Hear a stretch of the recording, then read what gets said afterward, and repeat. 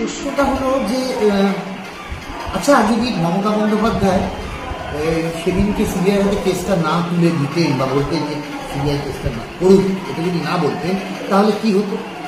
তাহলে বিরোধী পক্ষ এবং জনগণরা বলতে শুরু করতেন মমতা বন্দ্যোপাধ্যায়ের মদতপুষ্ট কলকাতা পুলিশ সে এই তদন্ত দীর্ঘায়িত করছে।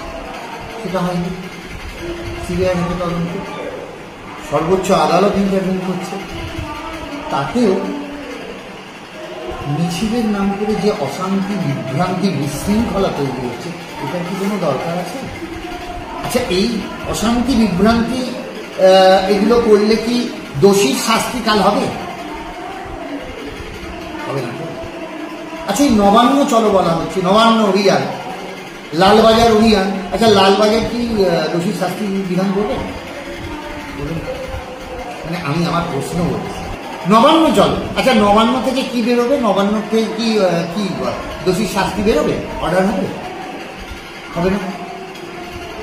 তাহলে বিষয় থেকে বিষয়ের অভিমুখটা পাল্টে দেওয়া হচ্ছে, সেটা নয়। মমতা বন্দ্যোপাধ্যায় কেন, সেটা আমরা যারা আমরা চাইছি দোষীর অতি সত্বর শাস্তি হোক। 18 দিন হয়ে গেছে, তাহলে আন্দোলনটা যদি সিজিওর দিকে হচ্ছে না, মানে এটা আমার প্রশ্ন, আমি বলছি না হোক, আমার প্রশ্ন। আচ্ছা, সিজিওর দিকে কেন অভিযান হচ্ছে না? কেন সিবিআই কেন এত দেরি করছে এই নিয়ে মিছিল হচ্ছে না? সেটাই তো হওয়া উচিত। তদন্ত তো এখন সিবিআই করছেন। তাহলে আমরা চাইছি এমন একটা আইন হোক যে ধর্ষণ বা ধর্ষকের শাস্তি ফাঁসি, যেটা হলে একটা দৃষ্টান্ত হবে যে না, এটা করতে গেলে আমি 10 বার ভাববো, অন্তরাত্মা কেঁপে নেব। এটা কি দোষের?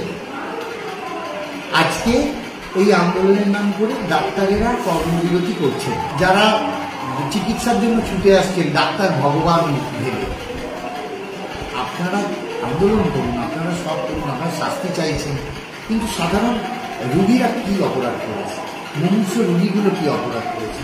এমন কোনো কাজ আপনাদের করা উচিত নয় যাতে পরবর্তীকালে ডাক্তার ভগবান বলতেও 10 বার ভাবনা চিন্তা করে। দেখুন, আমাদের গণতান্ত্রিক দেশ, সবাই নিজেদের সার্বভৌমত্ব, যে যার মন্তব্য, যে যার কাজ করতে পারেন। সবাই যেরকম, অনেকেই শুনছি সরকারি দুর্গাপুজোর অনুদান নেবেন না বলেছেন, সেটা তাদের ব্যক্তিগত মতামত, ব্যক্তিগত সিদ্ধান্ত, ভালো। তা যারা কর্মবিরতি করছেন শাসক দলের বিরুদ্ধে বা বলছেন, তারা সরকারি বেতনটা নিচ্ছেন তো না নিচ্ছেন না? মানে আমার প্রশ্ন, বোনাস টোনাস যে হয় তো সরকারি, সেটা নেবেন তো না নেবেন না? মানে মানে আমি এমনি প্রশ্ন। আচ্ছা ধরুন, যারা বলছেন এই আমাদের ফেডারেল এদিক চারিদিক থেকে, তারা যারা সরকারি কোনো পুরস্কার বা ইত্যাদি নিয়েছিলেন, তারা ফেরত দেবেন? বলুন, ফেরত দিয়ে দিচ্ছে। কেননা যদি আপনাদের কোনো সার্বভৌম দেশ, গণতান্ত্রিক অধিকার আছে আপনাদের, তাহলে বলুন ফেরত দিয়ে দেন। এত সত্ত্বেও আমরা আবার বলছি, আমরা দোষীদের দৃষ্টান্তমূলক শাস্তি